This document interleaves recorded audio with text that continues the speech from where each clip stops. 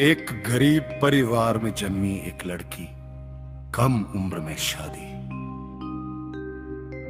गरीबी, सामाजिक भेदभाव और हिंसा का सामना, फिर चंबल के बिहड़ों में एक कुख्यात नाम, और अंत में वही महिला भारत की संसद तक पहुंचती है।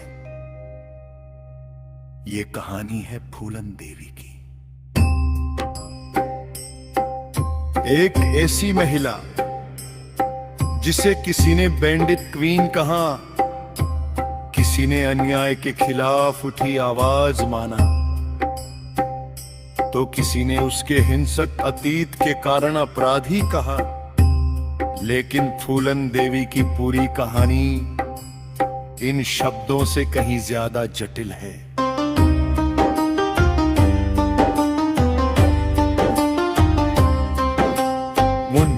जन्म और बचपन। फूलन देवी का जन्म 10 अगस्त 1960 की सितार को उत्तर प्रदेश के जालौन जिले के एक गांव में हुआ था। उनके पिता का नाम देवी दीन निषाद और माता का नाम मूला देवी था। संसद के आधिकारिक रिकॉर्ड में भी उनके पिता का नाम देवी दीन निषाद दर्ज है। उनका परिवार आर्थिक रूप से कमजोर था और खेती तथा ग्रामीण जीवन पर निर्भर था। फूलन का बचपन उस दौर के ग्रामीण भारत में बीता, जहां गरीबी और सामाजिक असमानता ने कमजोर वर्गों के जीवन को बेहद कठिन बना रखा था।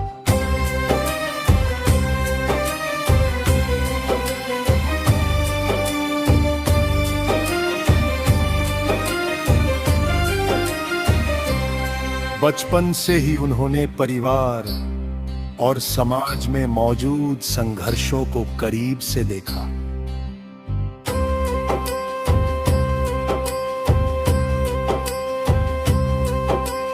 कम उम्र में विवाह। फूलन देवी का विवाह बहुत कम उम्र में कर दिया गया था। ये विवाह उनके जीवन में सुख लेकर नहीं आया। बाद में उन्होंने अपने जीवन के इस दौर को बेहद कड़वा बताया।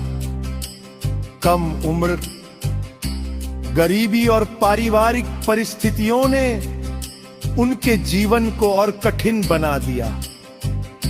यहीं से उनके जीवन में संघर्ष का एक लंबा दौर शुरू हुआ।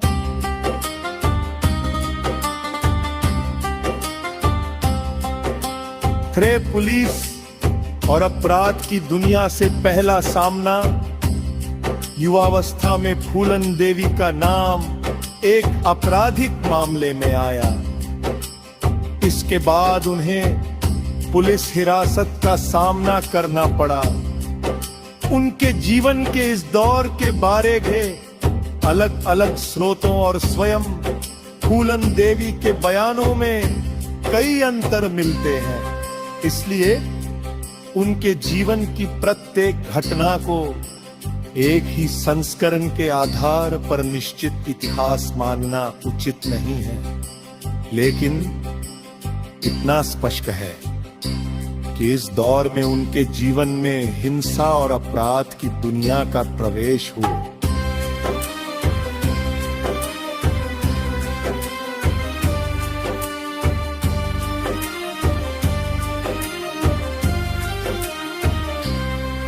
चार चंबल के बिहड़ों में प्रवेश।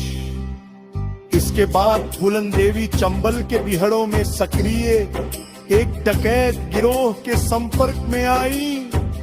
वहां उनका संबंध विक्रम मल्लास से हुआ। विक्रम की मृत्यु के बाद फूलन देवी स्वयं गिरोह के व्यक्तित्व में उभरने लगी। धीरे धीरे उनका नाम चंबल की घाटियों से निकलकर पूरे उत्तर भारत में चर्चा का विषय बन गया।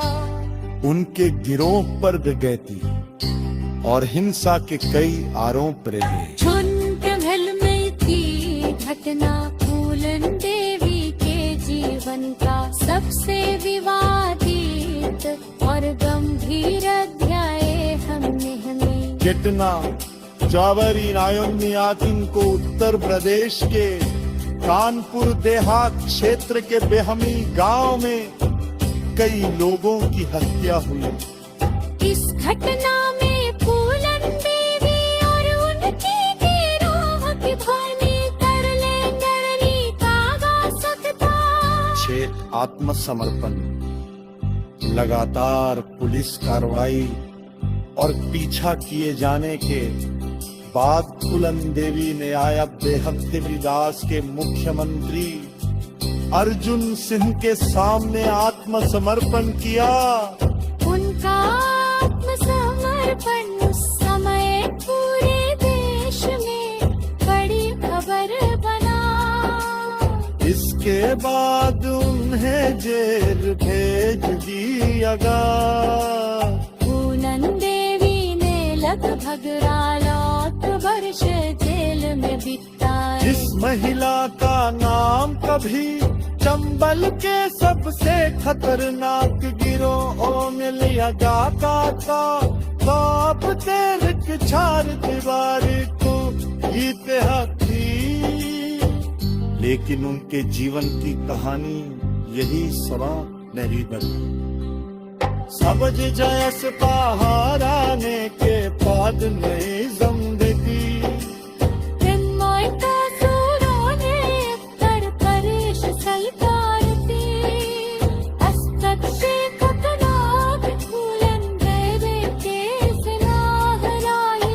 उनके दिलान तन रहे मामलों को लेकर समा। आखिर राजनीतिक और कानूनी विवाद हुआ और गिरवाया उनके जीवन का सबसे बड़ा परिवर्तन। बंदूक छोड़ फूलन देवी मीरा जगत का रास्ता चुना।